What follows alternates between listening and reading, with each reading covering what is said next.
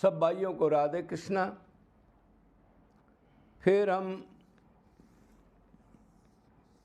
अपने मिशन पर आगे चलते हैं। संसारिक आदमी का मिशन होता है भौतिक चीज़ों को, सुख को प्राप्त करने की इच्छा, और साधक तो अपना उसी इच्छा में रहता है भगवान से कैसे जुड़े हम, कैसे दीनता आए, कैसे देहभान खत्म हो, तो उसी की तरफ चलते हैं। तो एक भक्त का सवाल है, कोई भक्त अपने आसपास अधर्म होता देखे तो उसका विरोध करे या प्रारब्ध पर छोड़ दे? क्लियर है? तो ये सवाल तो मन में आता है। तो भगत का मतलब होता है जब भगवान से वो जुड़ेगा तो उसमें दैवी गुण जरूर आते हैं। दीनता, दूसरे जीवों को सुख देने की इच्छा, कोई दुखी हो तो दुखी होने लग जाए, जितनी मात्रा में उसका त्याग, वैराग्य और प्रेम है उतनी मात्रा में ही होगा, एकदम नहीं होगा वो। तो ये भगत है, ये कोई बहन है, नाम का तो नहीं पता। तो उसने सवाल पूछा है, अग जी जब हम भक्ति करते हैं या भगवान की तरफ चलते हैं, आसपास कोई किसी जीव को तंग कर रहा हो, कोई अंडमंड व्यवहार कर रहा हो, कोई अधर्म कर रहा हो, धर्म के काम को खराब कर रहा हो, खुद तो ना करे दूसरों को भी ना करने दे, इस अवस्था में ये चीज़ देखते हुए क्या उसका मुकाबला करें, हम विरोध करें, या उसको छोड़ दें जो हो रहा है भगवान की इच्छा से या प्रारब्ध से हो रहा है? तो देखो, दो टाइप के धर्म होते हैं और दो टाइप के, एक शरीर का धर्म होता है, एक आत्मा का धर्म होता है। जो प्योर भक्त है, जिसको टॉप गुरु मिल जाए, तत्व ज्ञान मिल जाए, वो तो आत्मा का धर्म करता है। मतलब मैं जो परमात्मा में मन लगाने जा रहा हूँ साधना के द्वारा, संसार से हटा के, उसमें कोई अड़चन ना आए। वो धर्म अगर हमारा कोई ईर्ष्या या जलन या कोई बात होगी तो हमारा मन हट जाएगा। तो भगत का धर्म आत्मा का होता है। उसको अगर आसपास कोई अधर्म हो रहा हो, बिल्कुल आपकी कुटिया के आसपास, तो उसका जायज तौर पर विरोध करना चाहिए। मतलब विरोध तो करना चाहिए, पर ऐसी स्थिति ना हो जिससे वो अगला हो कि कोई लड़ाई झगड़ा या कोई वो चीज़ बढ़ जाए। क्यों? उसको तो ज्ञान नहीं, आपको तो ज्ञान है ना कि इस जन्म में अगर थोड़ी सी कोई टेंशन होगी, अगर चिंतन बदल गया तो जो भक्ति की है वो भी डाउन हो जाएगी। चिंतन पर तो डिपेंड करता है। मान लो हम उसके पास गए, गाली गलौच हो गया और कुछ काम बढ़ गया, उसने और कुछ व्यवहार किया और झगड़ा हो गया और वो पुलिस केस बन गया, मुकदमा बन गया, तो क्या होगा? तो लिमिटेड तौर पर वो भी अपने आसपास हो, उसमें नॉर्मल उसको टोकाटारी करो, और जब आपको लगे कि इसने तो अपना नाश करना ही है और ये मानेगा नहीं, तो भगवान पर छोड़ के, हे प्रभु आप ही रक्षक हो सबका, दिल तो बहुत दुख पा रहा है मेरा, पर आप ही तो करने वाले हो, तो उससे अलग हो जाना चाहिए। भगत का बताया है मैंने, ये बहुत सोच के चलना है। मन की अशांति अगर होगी तो भगवान से मन हटेगा और उसका चिंतन बढ़ेगा और आपका पता नहीं कितने दिन की भक्ति खराब हो जाएगी। फिर तो भगवान पर छोड़ दो। दूसरी बात यह है, भगत में दीनता होती, दया होती है। वो दुख तो पाता है कि कोई दुखी हो तो, लेकिन ये सारा संसार कलयुग में तो अधर्म ही करता है। लगभग 80% आदमी धर्म को छोड़ देते हैं। तो किस किस का सुधार करोगे और किस किस से लड़ाई झगड़ा करके मुकदमा बनाओगे?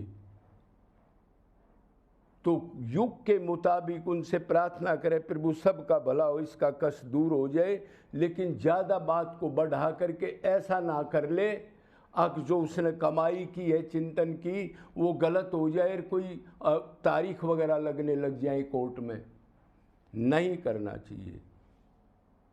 थोड़ी सी कोशिश की, अगर बढ़े तो भगवान पर छोड़ के फिर अपना मन परमात्मा में लगाओ और इन दुखों से निकलने की कोशिश करो। अनन्य भक्ति कर लेंगे तभी तो ये शरीर छूटेगा भौतिक। जब तक ये शरीर मिलेगा जब तक तो दुख्यालय है, क्यों मृतलोक है ना ये, मृतलोक पर तो सब दुखी हैं भाई।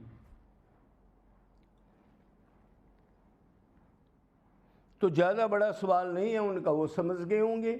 हाँ, और आपने करना है उसकी बजाय जो दुखी जीव हैं, जो आपसे मदद हो तन मन धन से, ये तीनों चीज़ भगवान की समझ के है भी भगवान की। हम तो गर्भ से नंगे बूचे निकले थे, ये तो हमने ये मैं मेरा बना लिया, प्लाट दुकान, ये बेटा, ये पति पत्नी, ये तो जूते चप्पल खाने के लिए बनाए हैं ना हमने, नरक में जाने के लिए है। थोड़ा ही हमारा संबंध, आत्मा का कोई संबंध नहीं है इनसे। इसी को ज्ञान कहते हैं, कोई गुरु करा दे तो जो जीव है उनकी तीनों चीज़ों से यथाशक्ति सुख देने की इच्छा करनी चाहिए। उसमें अगर ये स्वभाव नहीं आया तो वैष्णव भगत नहीं हो सकता। वैष्णव भगत तो उसी को कहिए जो पीर पढ़ाई जाने रे। खासकर वृंदावन वास करता है, परोपकार की भावना नहीं है और दूसरे जीवों में भगवान देख के वो उनको सुख देने की इच्छा नहीं करता, अपने सुख को त्याग कर, तो वो वृंदावन वास का भी अधिकारी नहीं है। दीनता, दया, परोपकार की भावना, समता, ये दैवी गुण आने चाहिए। ये दैवी गुण आने से आत्मा सुसज्जित होकर के फिर भगवान की तरफ दृढ़ता से बढ़ती है। तमोगुण रजोगुण खत्म होकर सतोगुण का भी त्याग करना है। फिर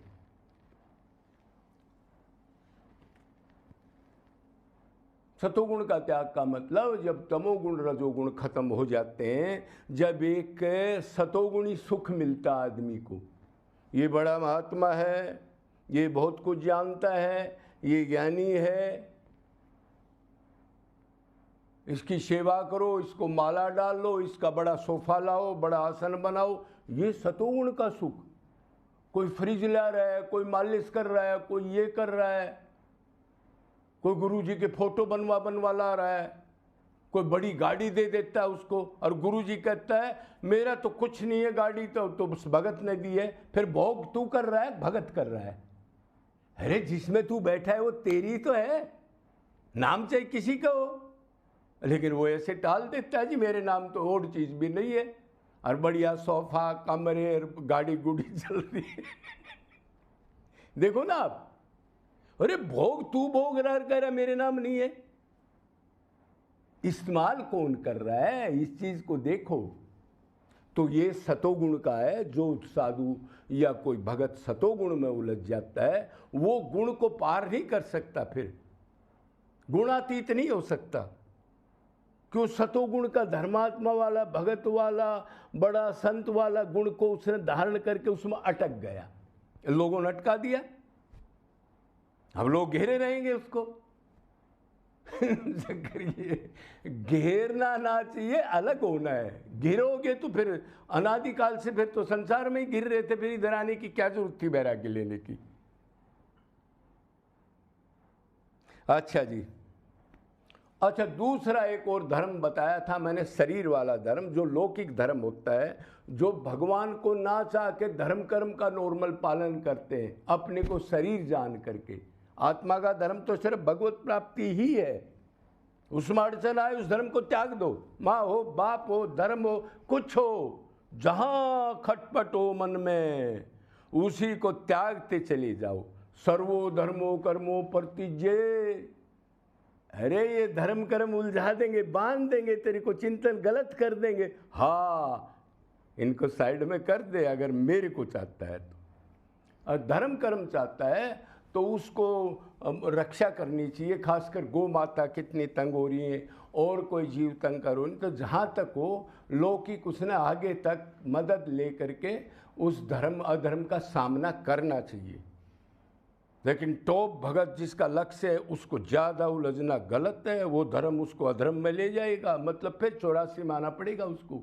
उसका एम सिर्फ आनंद प्राप्ति है अब की बार। तो फिर प्रारब्ध पर छोड़ देता है भगत, विनती जरूर करता है प्रभु कोई दुखी ना हो, मैं अंदर से बहुत दुखी हूं लेकिन मैं असमर्थ हूं, क्यों, मैंने तो आपका चिंतन करना है ना।